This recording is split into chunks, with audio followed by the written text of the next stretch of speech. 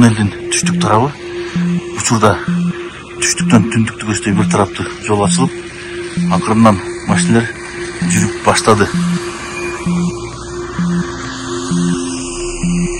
Бул кезек күткөн автоунаалар. Сагла бел башында турабыз азыр кичине бош жолдун. Айдоочулар эскертип элек, кечкисин жолдо жүргөндө азыр күндүз эрип атат, но жолдо кечкисин тоңот, ошондуктан септерди байлап, кышкы баллондорду алмаштырыңыздар. Аба ырайы кескин өзгөргөнүнө байланыштуу ала бел, төө башы, сусамыр, жолдор кескин тоңуп калат. Ошондуктан кышкы баллондорду алдын ала камдап салып алыңыздар.